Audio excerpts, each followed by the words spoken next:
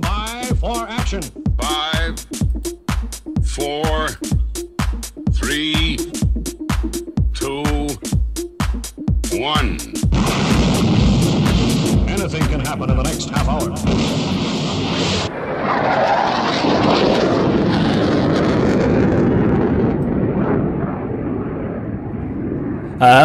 Very good evening to you, and welcome along to our special Midlands Air Festival show. And to start things off, hey, we've got the voice of the Midlands Air Festival to kick the show off. Here Hi, he is. I'm Peter Anderson, Ando, the commentator from Down Under here at Midlands Air Festival at Ragley Hall. And you're watching Airshow World with Stu Bear. You certainly are. For the next 60 minutes, stay right with us. We're going to start the display off with the brilliant Tony De Bruin in this fabulous Bronco. Now this is a two-seat twin-engine style, fully aerobatic turboprop light attack and counterinsurgency aircraft. It was developed as a light armed reconnaissance aircraft to meet a specification in 1963 for a very new type of close contact jungle fighting. Now, this was basically a specification for Vietnam.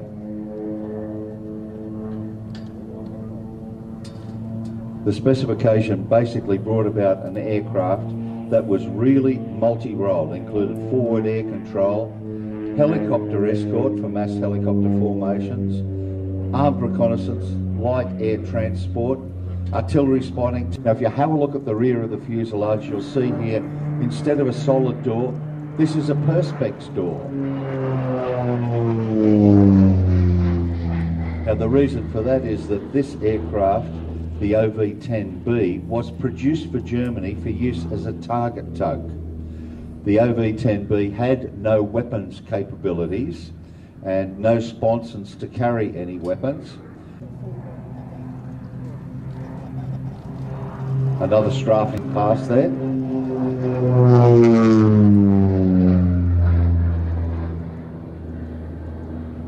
Introduced into combat operations in Vietnam under what was called Operation Combat Bronco. Now this was a field evaluation to see how the aircraft would perform.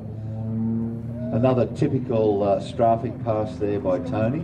This aircraft is fully aerobatic. Only 360 of these built, and they operated with great distinction. And you can see just how capable that aircraft is.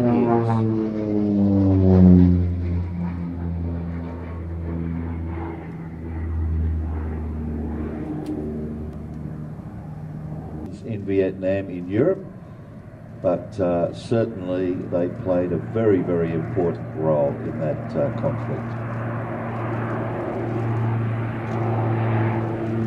Give him a big wave, ladies and gentlemen. From that incredible cockpit, he can see everything that's going on down here.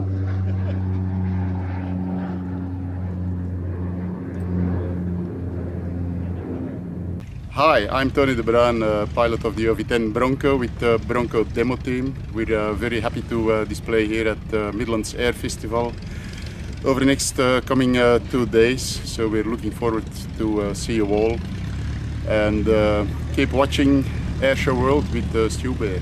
And there he is, the man himself. You've just seen him fly, and we're going to see a little bit more just in a couple of moments in cockpit with Tony De Bruin. But what's it all about, Alfie? Well, I'll tell you. We're down here at Ragley Hall. We're over the last weekend, the Friday, Saturday and Sunday. Those were the airshow days, and just look at this wonderful place with their natural amphitheatre. Perfect location for an airshow. Not just an airshow. You're going to see the brilliant hot air balloons. Then coming up in just a moment.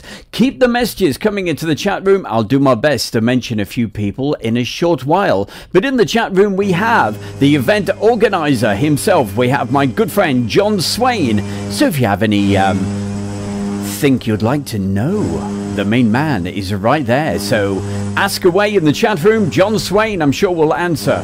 But here he is, back with Tony De Bruin, with this wonderful in-cockpit shot and flying right towards the Showline Centre at the Midlands Air Festival.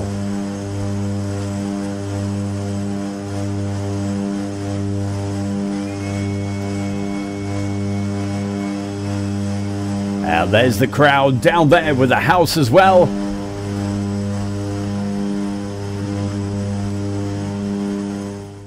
Is that just absolutely wonderful? Coming up tonight, it's just highlights from the show, but later in the week, I'll be putting out a full video. And there we go, taken to the skies. Is that a UFO?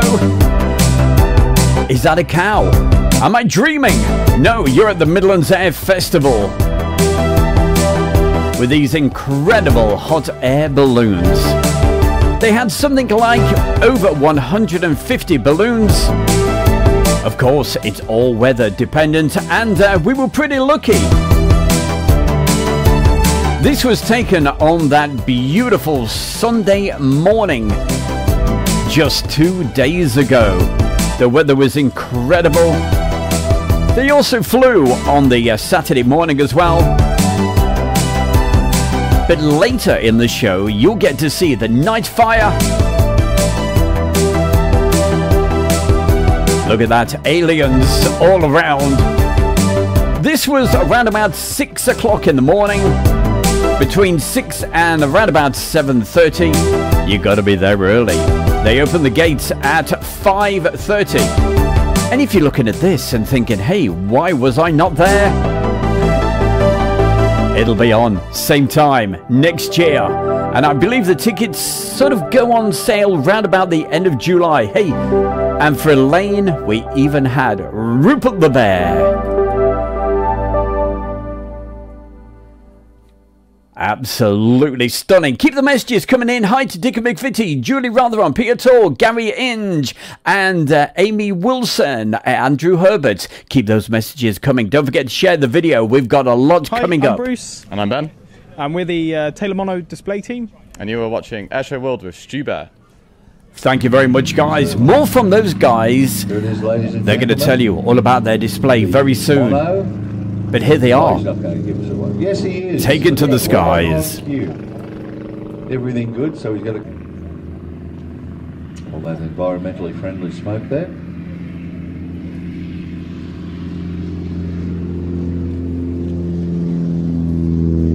So that smoke is stored in a separate tank inside the aircraft, sometimes where the passenger would sit, and sometimes just...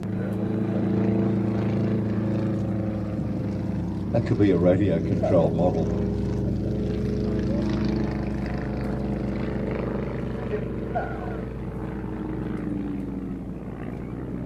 If you could only hear the instruction that's going between the lead and the wingman. Nice topside pass there.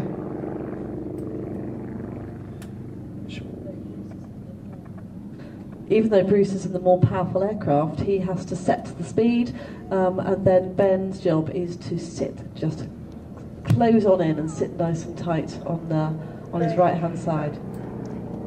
Lock in spots on his aircraft to the lead.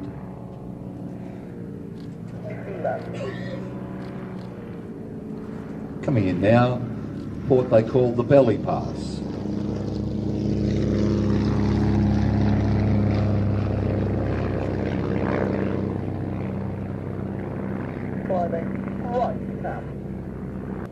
On the red arrows, a tornado pass, but just a little bit simpler and slower. Bobbing and weaving around that smoke system. No going into it.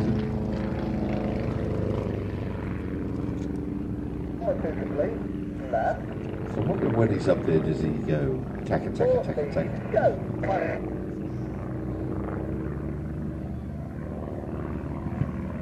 Returning now for what they have called the side slip pass. One of the aircraft coming in side slipping, not in knife edge, where the aircraft is virtually giving you a planform view of the whole top of the wing and using a lot of power to keep in that position. This is more of a slight sideways movement. And you can see Bruce just moving into that side slip there. a lot less radical than a knife edge.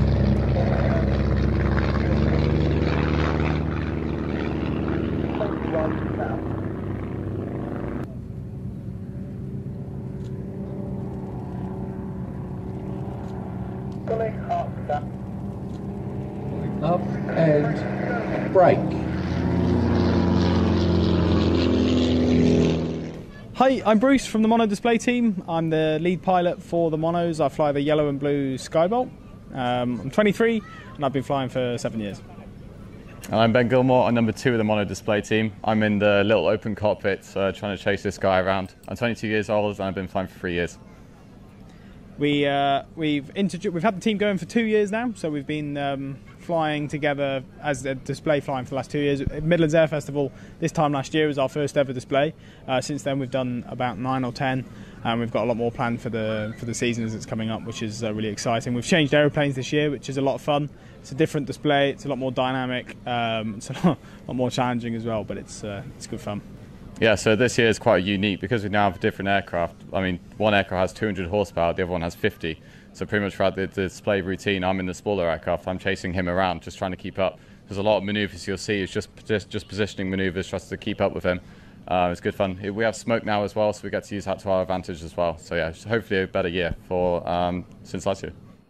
There we go, that's Bruce and Ben, and you just saw them doing their absolutely fantastic display. Only their second year, and they tell me that they've got an air show with something like 300 different aircraft turning up. So I don't know about different aircraft, but certainly check it out. I believe it's at Sleep Airfield, but certainly check the guys out, Google it, and get more information. And super guys, they really are. Well, if you hear some heavy breathing, I promise it's definitely not me. It's not me heavy breathing. It's back to the balloons. Have a look at this.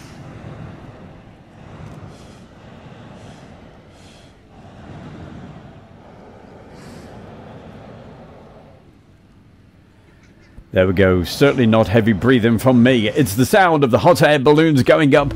Gotta feature that little bit. The baby dinosaur. Some of the special shapes we had. Also Thomas the Tank Engine. And the huge crowd. This Saturday was a complete sellout. And the Friday, oh, just stay with us. You're going to love what you're going to see coming up just a little bit later in the show. The absolutely fantastic Night Fire that's coming your way. But right now, one of the big highlights. February 1946, and was a development of the former DC-4. DC for Douglas Commercial.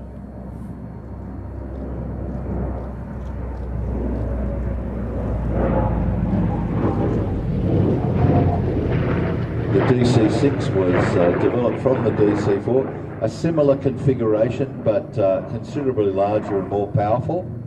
Operated throughout Europe, China, Burma, India, and specifically in the Pacific Theatre.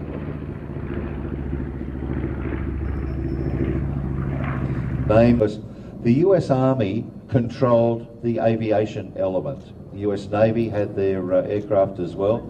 The US Air Force was not formed until 1947. Prior to that was known as the US Army Air Corps or the US Army Air Force. Powered by 4 2,500 horsepower Pratt & Whitney radials, 18 cylinders each in 2 rows. The B-25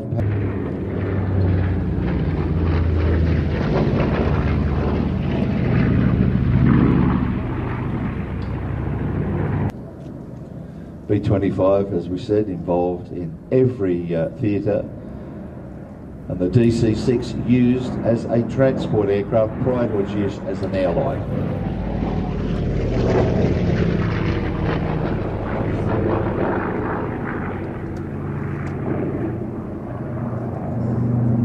B-20, the bomb aimer nose here, specifically for low-level operations. They were also converted into a strafing aircraft, and that commenced with a guy called Pappy Gunn. That was Major. Then 2 packs of 250 calibers on either side of the fuselage, and 2 in the top turret that could be used to fire forward.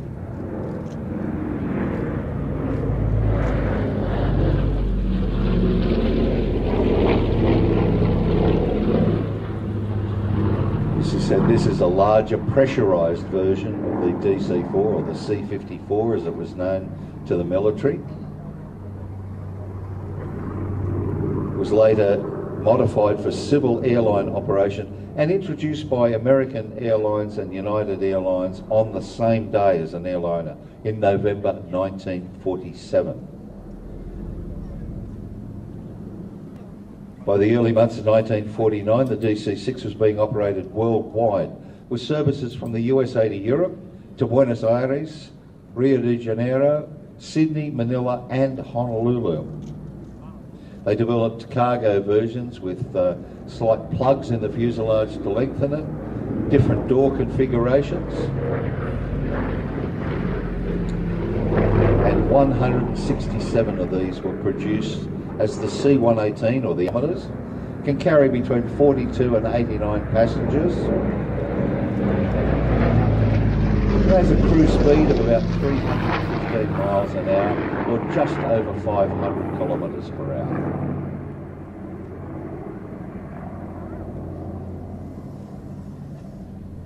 This particular aircraft was delivered to the Yugoslavian airline JAT, operated across Africa until it was abandoned at Lusaka Airport.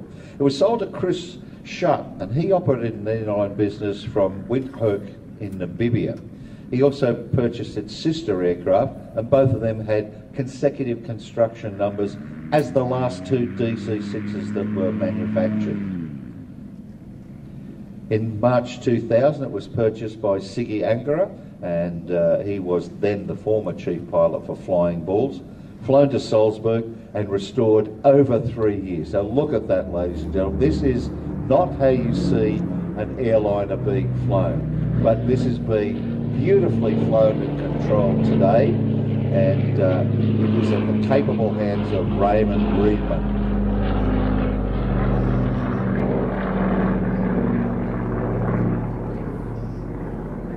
And Flying Bulls have certainly given this aircraft wings.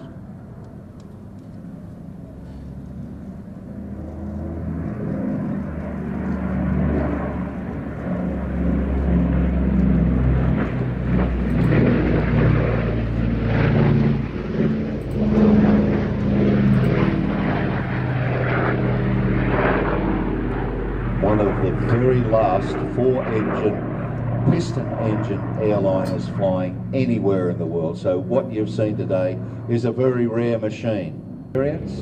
Used by 23 different military aero. A relatively conventional machine in construction, but it was put to unbelievable use during the Second World War. Very heavy use of the aircraft, particularly in the Pacific, certainly used during the operations in Europe, particularly before the invasion of Normandy, the 80th anniversary of which we're going to have on the 6th of June. Now, this is a very easy aircraft to fly. It does handle like a fighter, and it has very benign flight characteristics.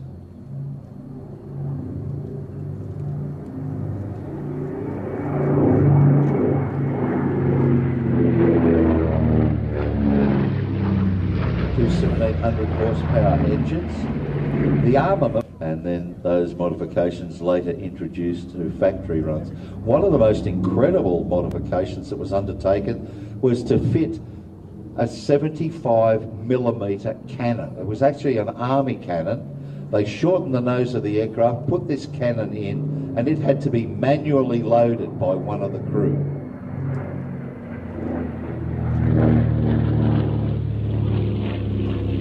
It's said that when that cannon was fired, it slowed the aircraft down by 10 miles per hour.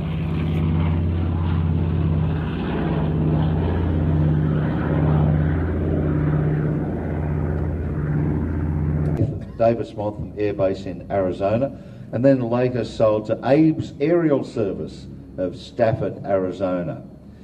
It was fitted with a tank and spray bars under the wings, went through a number of different owners, and finally sold in 1997 to Red Bull Aviation in Las Vegas, Nevada.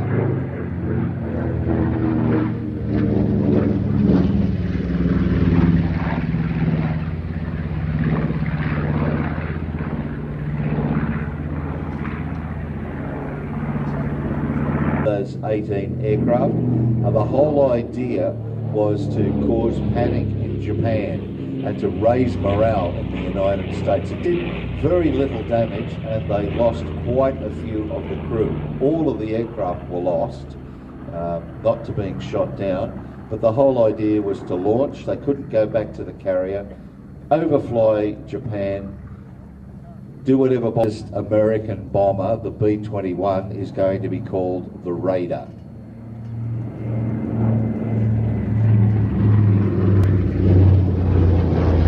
You can see just behind the wings on the side of the fuselage there, you have what... Oh boy, what can you say about that? Absolutely stunning. The brilliant Flying Bulls with their beautiful DC-6 and that fantastic B-25 Mitchell. Brilliantly and expertly commentated by the one and only Peter Addison. He's definitely the voice of the Midlands Air Festival, and if you were with us for the very beginning of the show, he actually kicked the night off with that brilliant introduction. So hey, but we've got lots more coming your way very, very soon. That's going to be coming up the next section in about 30 seconds from now. Just gives me a couple of moments to say hi to a couple of people, and over the weekend we got to meet an absolutely wonderful lady. She's an absolute superstar, and her photographs are absolutely incredible, and hopefully at some point you'll get to see some of her photographs. And that's the lovely Elaine. It was an absolute pleasure to meet you, super lady, and wow, does she love her hot air balloons. So Elaine, don't worry, we've got lots more coming in. The event organizer, he's in the chat room right now. That is the one and only, my good friend John Swain. So if you have any questions about the Midlands Air Festival, and hey, he's right there, check it out. But oh boy, what a location. I think it is one of the best events of the whole year. It's the whole atmosphere, all the people there, they are absolutely wonderful, and a big thank you for the way they certainly looked after Stu Bear. Hey, that's my good self. We've got another special introduction. Hello, coming my name is Squadron Grey Musket. I am Red 10 with the Royal Air Force Aerobatics Team, the Red Arrows. You are watching Airshow World with Stu Bear. Hands together for the 2024 Royal Air Force Aerobatic Team. It's the Red Arrow.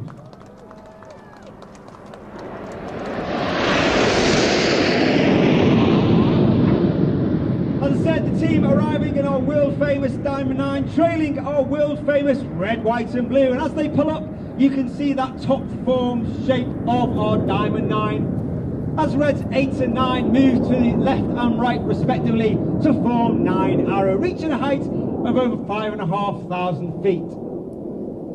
The aircraft start to slow to approximately 120 miles an hour over the top, and now increase through 200, 300 back to 400 miles per hour as Red 1 brings them around to the left.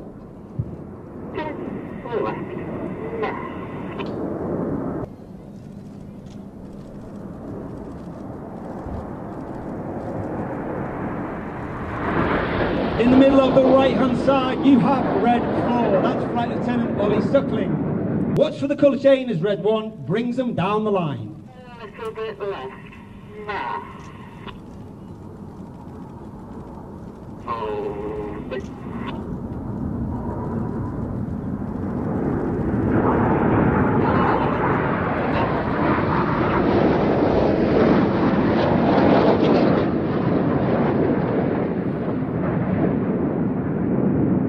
In that particular movie you may be able to see the air brakes on the aircraft. They are out. As we come to the end of the first half, you'll now see a manoeuvre not brought in for nearly 20 years to start the second half. This is the 5-4 split. In the second half, we'll see the more dynamic, high-speed, heart-pumping, jaw-dropping manoeuvres, where we split into two distinct sections. Going off to the right, you've got reds 1 through 5, named as Enid, named after Enid Blyton's famous 5. And off to the left, 6, 7, 8, and 9, now known as Hannah, named after squadron leader Ray Hannah. One of the first members of the Red Arrows, the only team leader to lead the team for 4 years. He took the team from a 7 to a 9 and formed our world famous Diamond 9. Enid from the right, Hannah from the left. This is the 5-4 pass.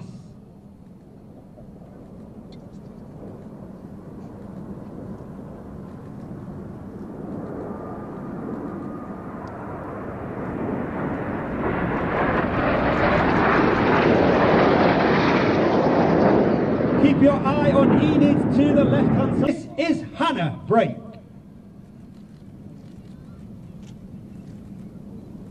Hannah, flip.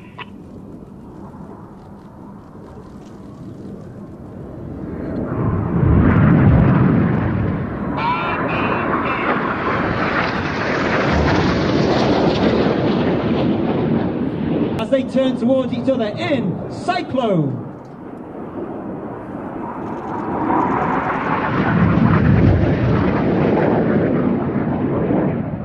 Each aircraft now pulling up to 5G, once again turning hard to each other as they complete their first part of their second half in Slingshot. Coming in from the... He turns hard to the left, lines up with Enid in the distance for the Goose.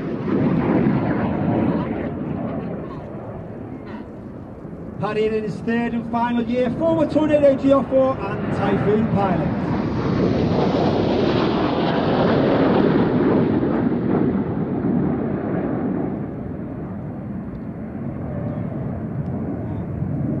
Ready, the smoke comes on as the synchro part for the world famous heart.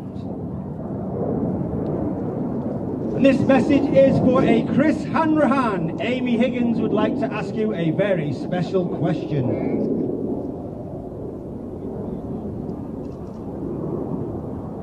And coming in from the right is Red 8, that's Flight Lieutenant Rich Walker. Opposition barrel roll.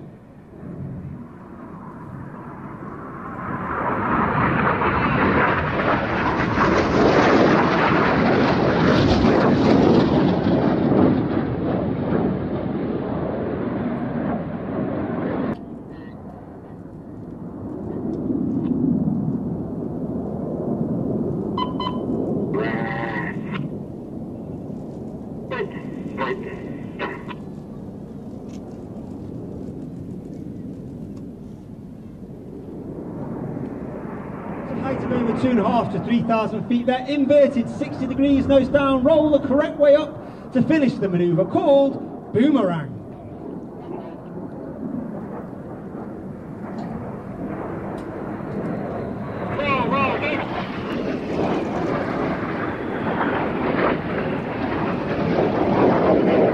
A barrel roll in the sky, leaving a colourful snake-like smoke trail in the sky, trailing our famous red, white and blue.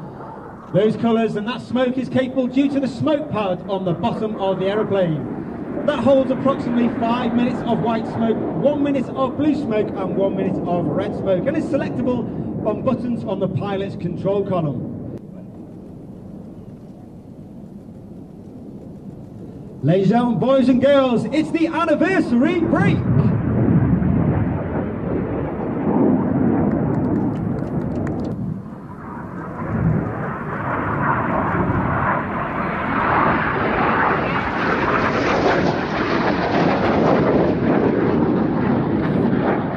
It's been an honour and a pleasure. Please put your hands together for the Red Arrows!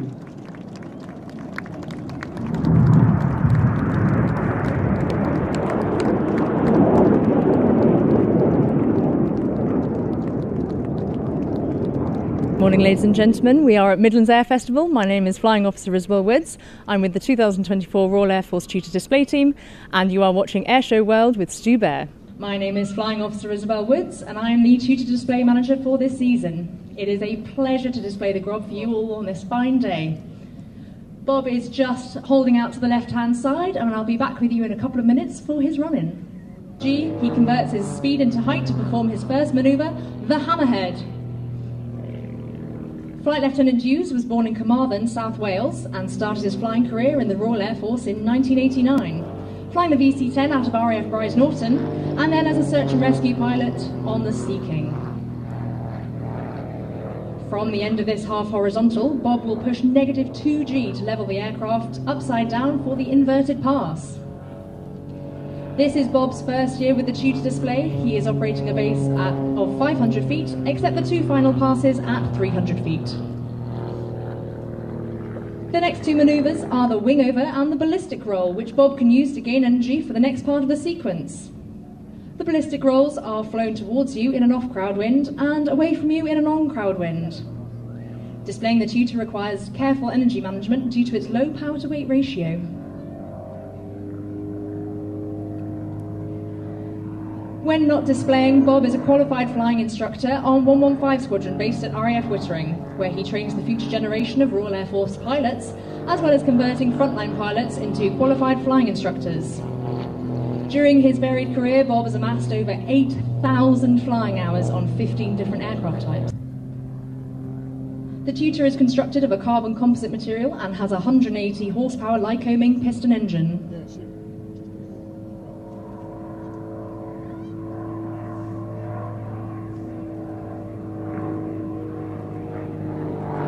Bob now rolls 90 degrees whilst pointing straight up before completing a stall turn at almost 0 airspeed. The 2 90-degree turns allow Bob to continue in the same direction. The tutor is operated by No. 6 Flying Training School in partnership with Babcock International Group, primarily flying University Air Squadron students and RAF Air Cadets. There are 13 air experience flights across the UK that offer flights to up to 20,000 cadets each year. Absolutely stunning. How many times have I said that this evening on the show? But it really is quite something special. It's the Midlands Air Festival live studio show special, and I certainly hope, hey, you're just chilling out, sitting back, enjoying the show, and keep the questions coming in. If you've got any questions about the Midlands Air Festival, the event organizer is right in the chat room. That's our one and only John Swain. And sorry I'm not going through much of the chat room today and mentioning lots of people, but I want you to enjoy the fantastic video footage that we've got coming up for you. We started the show with a couple of seconds of the brilliant Draken. Oh boy, last year we enjoyed it. This year it stayed for 2 days. They managed to get it for 2 days. I don't know how they managed to wangle that, but a fantastic supersonic jet displaying at this wonderful location. That has got to be something to be seen. And hey, wait no longer. We're going to see that right now. Here it is, the stunning display by the fabulous Saab Draken. It's time to bring it on. Draken.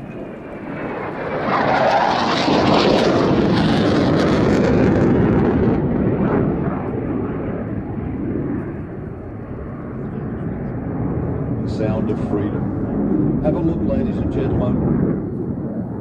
When Lars flies past again, have a look at the afterburner flame there and see if you can count how many shock diamonds you can see in the flame from the afterburner.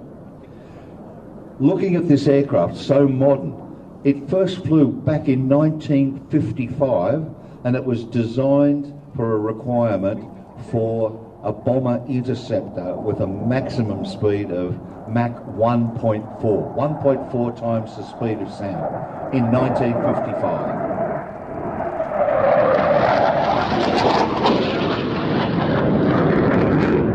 You can see that very unique double delta configuration, 80-degree sweep back on the inner, 60 degrees on the outer. Now that requirement for that Mach 1.4 came out in 1949. All-weather interceptor flying from bases or highways. Now they were thinking about that type of dispersal even in those days. And it was designed also to be capable of being refueled and rearmed by conscripts with minimal training in 10 minutes or less.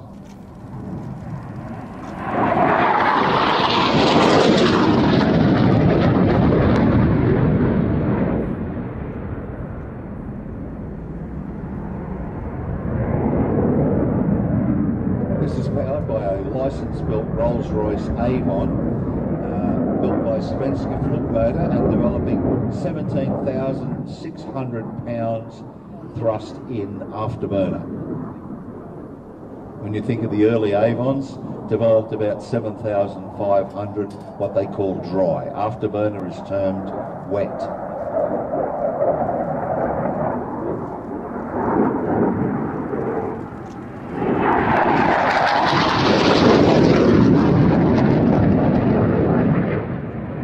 The design was such a success that the second prototype actually exceeded the speed of sound in a climb. And that wing, very unusual wing shape, it provided excellent high and low speed operations, but revealed what they call super stall characteristics at a very high angle of attack, meaning when the nose is very high relative to the tail of the aircraft. Now, from that super stall, they developed recovery training, a so-called cobra manoeuvre, or what they call the court parade, which is a short parry from fencing.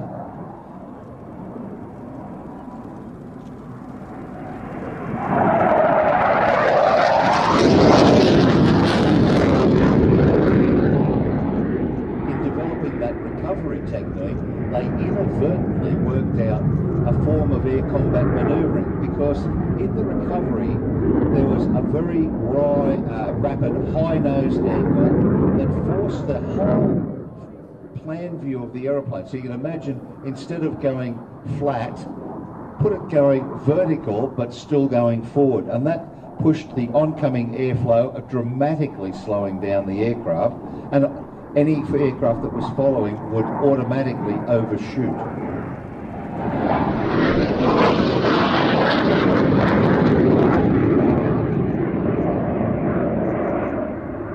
11 different Swedish fighter and training squadrons were equipped with the Draken between 1960 and 1999. An incredible performing aeroplane, and there were 12 different variants of this, including export variants that went to Austria, Finland and Denmark. Austria had 2 squadrons, Denmark and Finland also, but varying aircraft. Austria had 24, Denmark 51 and Finland 50.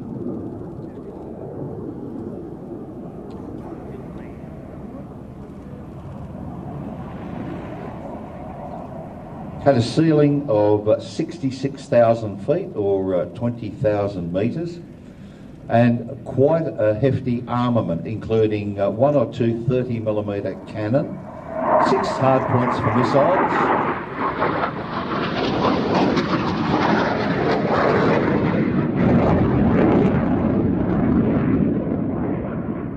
and up to 10,000 pounds of ordnance. The missiles included Sidewinders, Bullpup, the Hughes Falcon and the Mighty Mouse.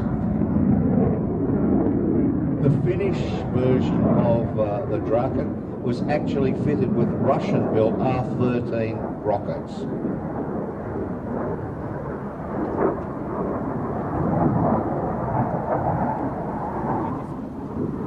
This aircraft started life as one of 230 of the J-35F models, delivered between 65 and 72. It had improved avionics, better integrated radar and missile systems, but the main armament was actually the Hughes Falcon missile and only 1 30mm cannon.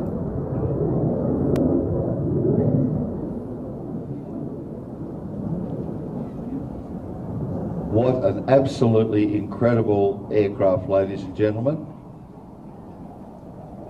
Look at the shape. That is a very ominous shape. It does look like a spear point.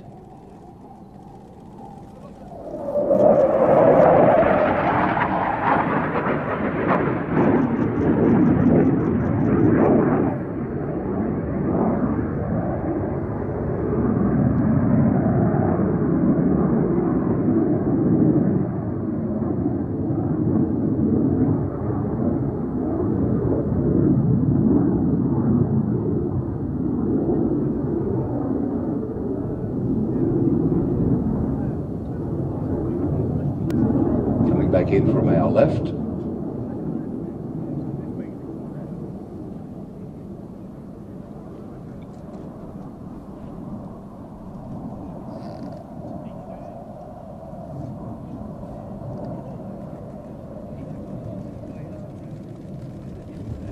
Count the shot.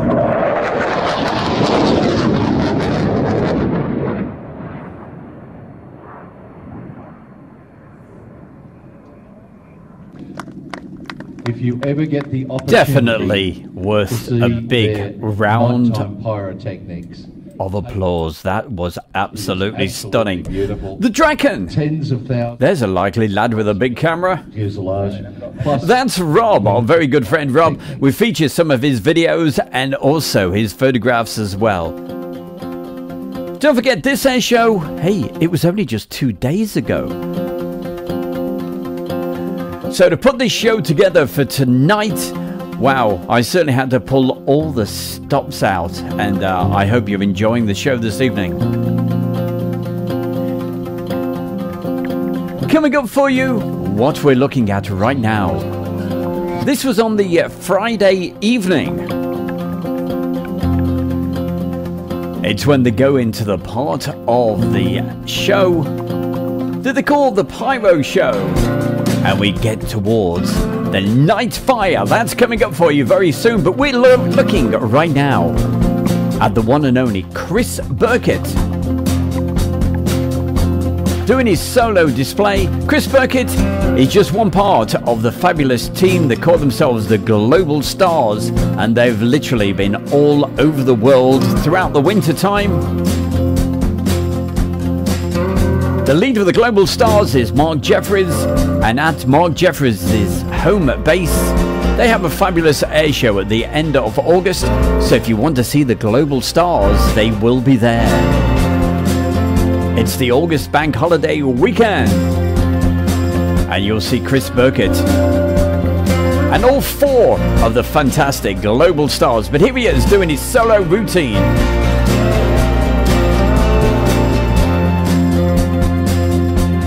And if you like fireworks, pyrotechnics, keep on watching. We've got lots more coming.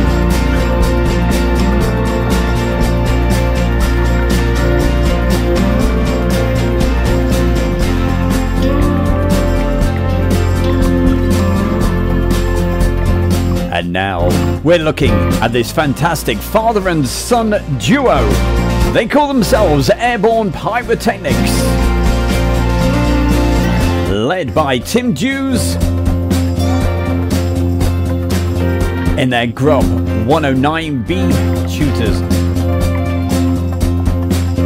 These Grub 109s, they're what they call powered gliders.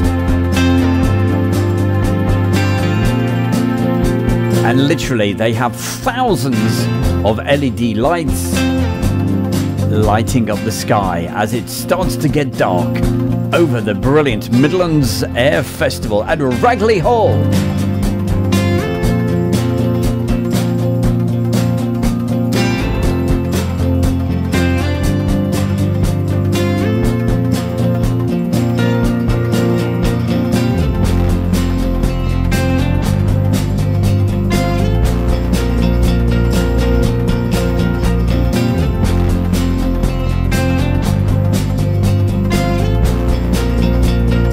As always, it's wonderful to see the lovely comments in the chat room. I really do appreciate it. I do go through and read them all. And it's welcome to the chat room to Stuart Humphreys, Zoltan, Adu. Hey Adu, we're on Friday night. We've got a live show Friday night, 7 o'clock for 60 minutes. And I'll do my best to play you some helicopters. I was hoping we were going to have a very special helicopter, but unfortunately it couldn't make it over because of bad weather, I believe, in France. The weather has been atrocious in France over the last 7 days, so some of the aircraft couldn't quite make it, including that 105 helicopter. Phil Tovey, good evening to you as well. Peter Tor's also with us. Peter Farr.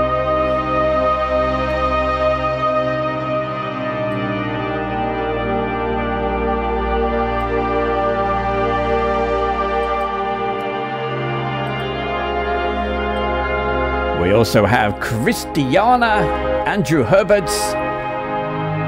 Hey, he pulled in both shows. He was at Duxford and the Midlands Air Festival. I believe the weather was absolutely dreadful on the Saturday at Duxford. It was pretty good. It was pretty good at the Midlands. It was better than that. It was fantastic, especially on the Sunday.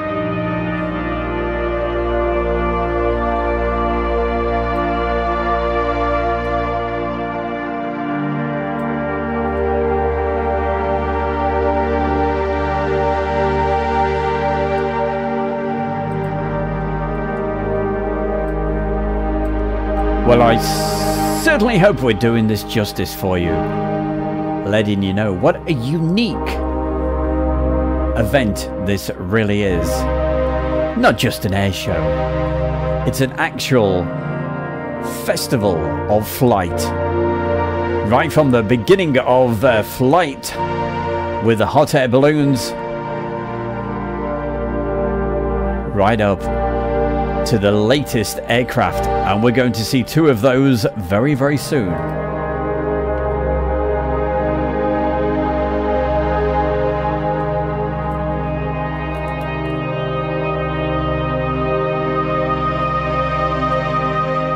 Also on the special mentions tonight, saying hi to Julie Rotherham, Dickie McVitie. And I do apologise if I've not given you a mention tonight, but I've been mainly keeping fairly quiet,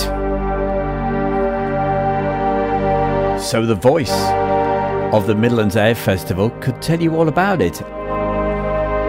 And that is the brilliant Peter Anderson. You saw him at the beginning of the show. If you're late turning up tonight, hey, slap wrists. You can, I certainly recommend watching the full show when you get a chance. But coming up, hey, we've got two super ladies. They're going to introduce the next item. So bring these ladies on. Hello, my name is Emma. And my name's Kirsten. And we are the Aero Super Classics Wingwalkers. We have the amazing job and privilege of climbing around these Boeing Cinema biplanes. And you're watching Airshow World with Stu Bear. And here they are, brilliantly commentated by the one and only, it's Helen Tempest, who used to, she used to be on top of those aircraft. She used to be a wing walker herself, so she knows quite a bit about it. Here it is. From that big engine. Require a lot of strength, but they forget the fact that they are standing in something like up to 200 kilometre an hour wind. What did you say? Never arm wrestle a wing walker. You never arm wrestle a wing walker. They're incredibly strong. And the perfection of that swivel rig.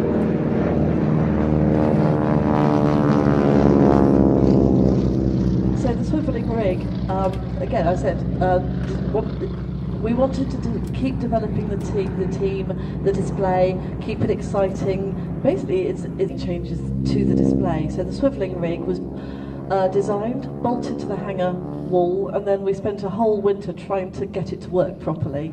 And there is a locking mechanism, a stop, so you can go inverted into a handstand. But now the girls are, that's Emma on the blue aircraft. She's swiveled sideways, and that's just her stomach muscles holding her in place. The First World War, when pilots were able to buy aircraft quite cheaply but still wanted to keep flying, so they would fly around the country persuading people to pay to fly in the aircraft and to make a spectacle and encourage the crowds to come to the nearby field.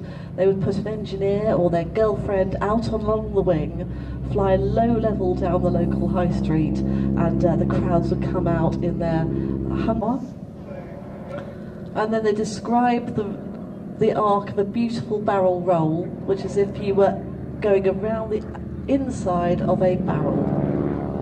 And this is looking like a very simple manoeuvre, and yet to get it perfect with somebody on the wing is quite difficult. It's definitely something that the pilots are very aware of. It's part of the training, but they need to always be sure that whatever is happening with the aircraft, they're also keeping an eye on their precious cargo up on that top wing.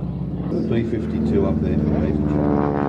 We could put an armchair on one, maybe Sally B, that might be big enough. That would just be about the size to carry me. That would be...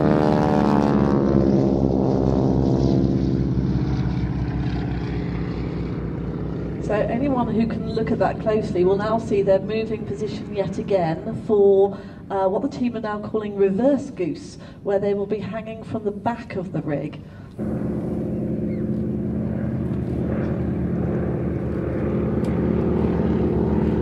Here they come. And those on the left will already be able to see that they are behind the wing, waving away. Give them a wave.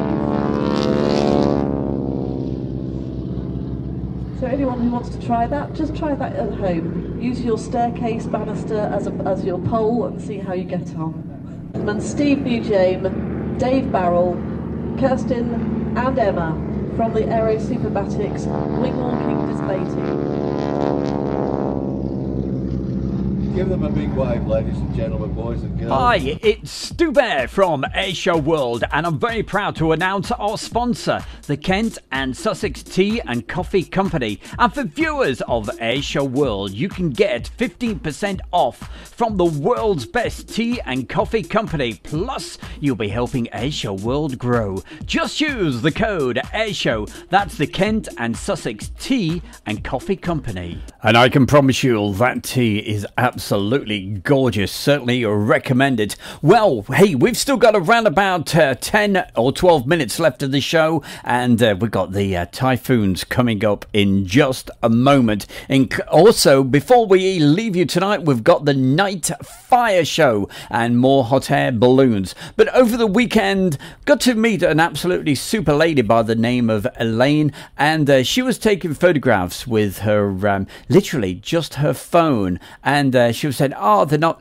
I couldn't believe the results that she's got. She's got an absolute talent for taking photographs, and if anybody I know sometimes you guys absolutely love the show and you send really kind donations. So for the next month, if anybody sends a donation, I'm going to put that money on one side. I'm not going to use it. I'm going to send it to her so that she can get a super duper camera. So hey, if you're feeling generous and you want to help this young lady get onto the ladder of taking photographs and all the rest of it, if you can help her out, I'd really appreciate it. But hey, we're going to get back to the action right now. Bring it on.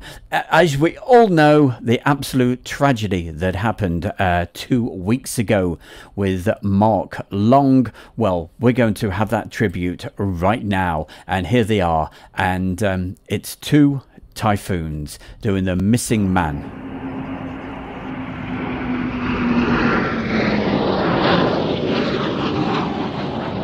This evening, the Typhoon display team have chosen to perform a fly past to commemorate their late supervisor, colleague and great friend, Squadron Leader Mark Young. As the display community, we are shaken by the very sad loss. Squadron Leader Mark Long was the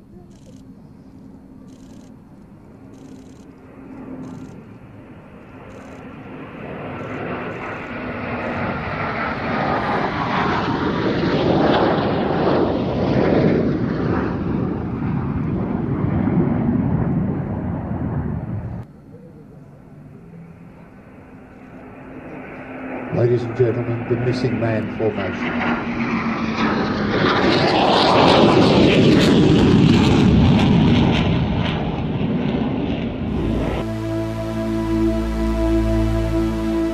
And on the Friday night, as the sun sets, it gets dark. And the show goes on.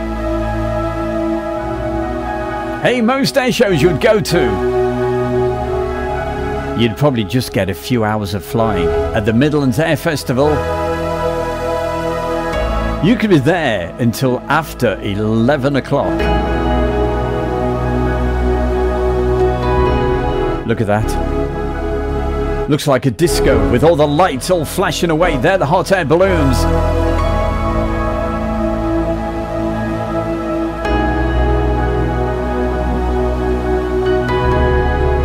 That is so kind of you there, Andrew Herbert.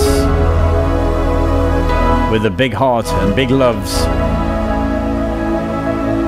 It sent a £10 donation.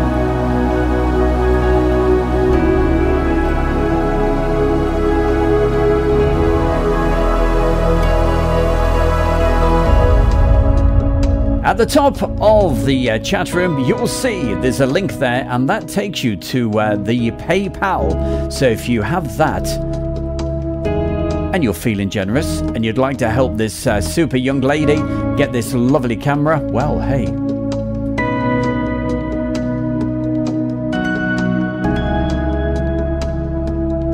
So you saw the hot air balloons. Right now, the night continues with this absolutely amazing firework display.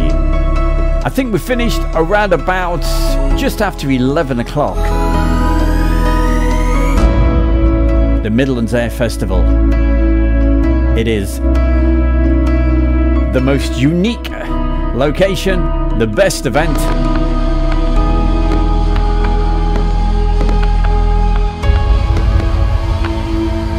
And they will return again next year, same time.